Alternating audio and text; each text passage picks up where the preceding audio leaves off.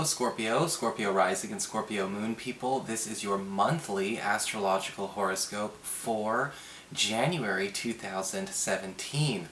And a quick reminder for you Scorpio people out there, remember that January is the time where I start bringing back the classes, the beginning of the year. So if you've been interested in tarot classes or the instructional astrology webinars that I have, they are up for enrollment right now. I've got the tarot tutorship classes online as well as an astrology webinar I'll be doing on love, romance, and karmic relationships as well as compatibility. So if you want to register for any of those, you can always go to my website, integrativemysticism.com, to reserve a spot for yourself. And it's the same place that you would go for a session with me, or order a downloadable video file or whatever you want. It's all there.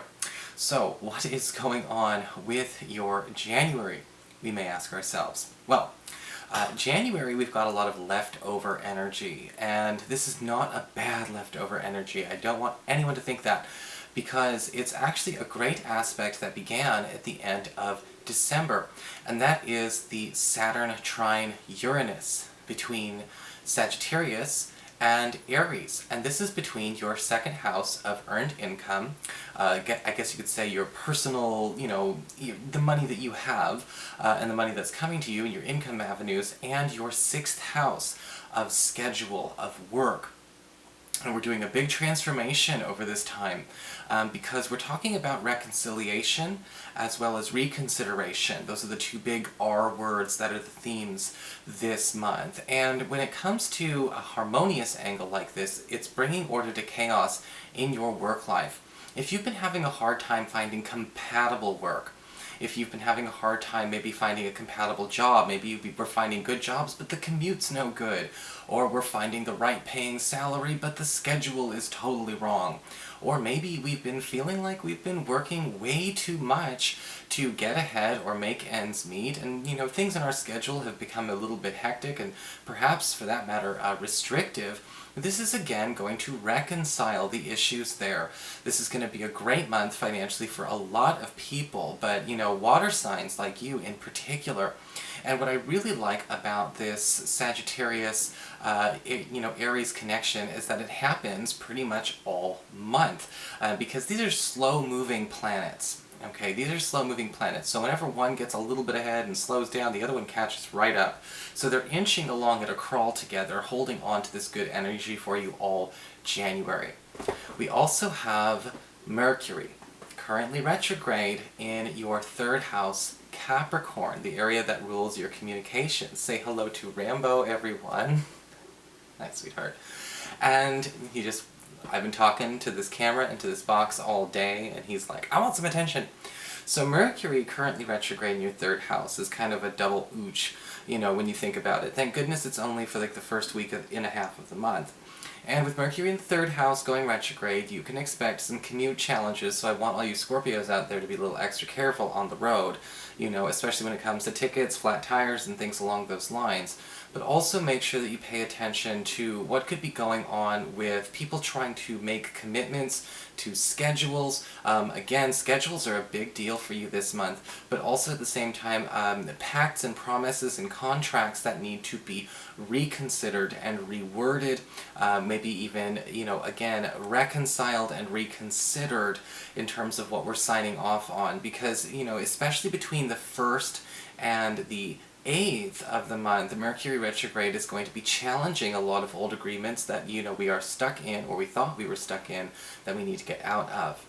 On the 4th, Mercury is going to move back into your second house of earned income, and we're going to have between the 4th and the 8th of the month, we've got a short period where you may be actually getting a second chance at an income avenue, something from your past, something that you used to do for a living, or maybe even an old customer or an old employer that you used to work for has a new opportunity for you, and you can take it part-time or full-time.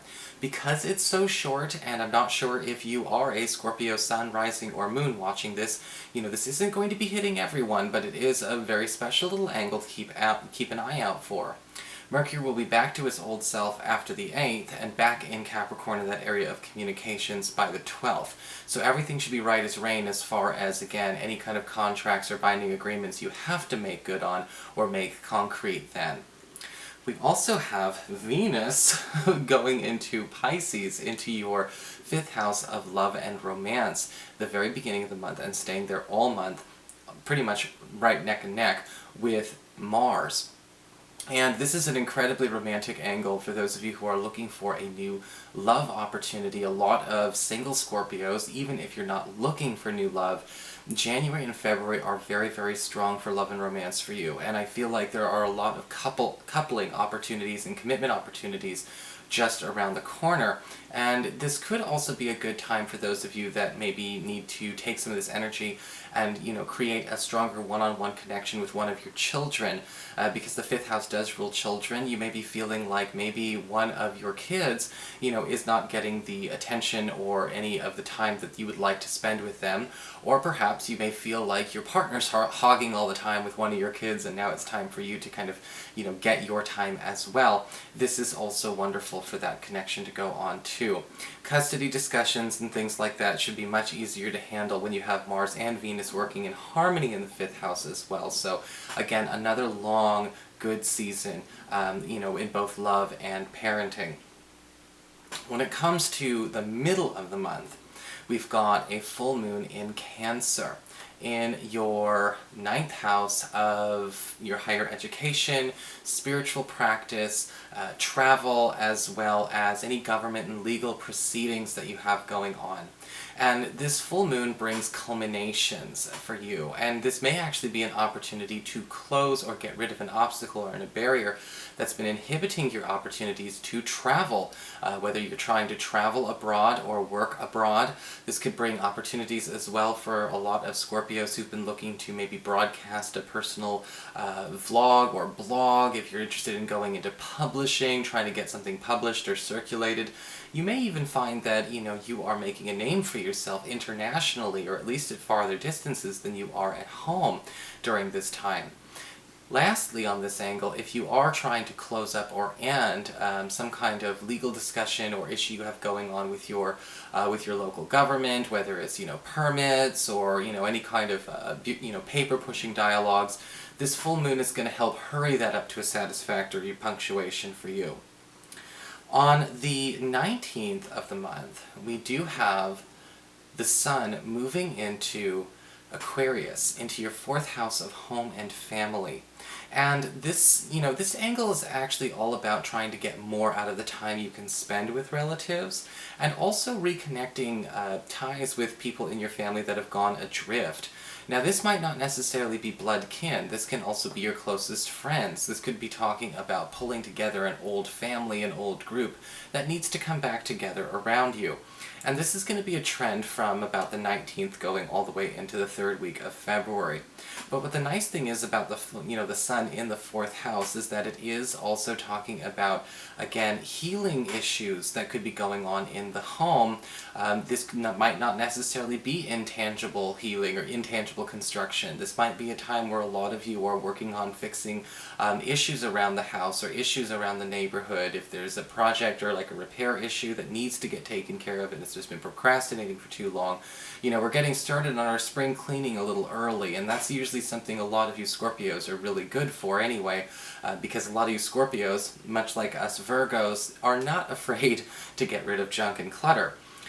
On the 27th, we do have a new moon in this area, which is gorgeous for those of you that are looking for a new place to live, for those of you that are looking to maybe actually find a new place to move, whether it's signing a new lease. Remember, Mercury will be long direct by then. Or maybe you are looking to purchase a new home. A new moon is great for buying a new place. It's great for actually starting something new. If you're trying to close or end something, a full moon is a little bit better. But I think that with this, with this new moon, it could be good for anyone who's looking to get on the move or expand their family or expand something within the home. If you're looking to put, to maybe bring a new child into the family, or maybe even a new pet, or maybe even start a new income stream for the home. This is a time to be focusing on that. The 27th, the end of this month, going into early February. Finally, we have Mars, the planet of action and energy, moving into your 6th house of physical health. And it's a wonderful time for those of you that are looking to get in shape, those of you who are looking to actually work on becoming more athletic, those of you who are maybe trying to work on your physical vitality, because Mars is going to really put a lot of that into your physical being.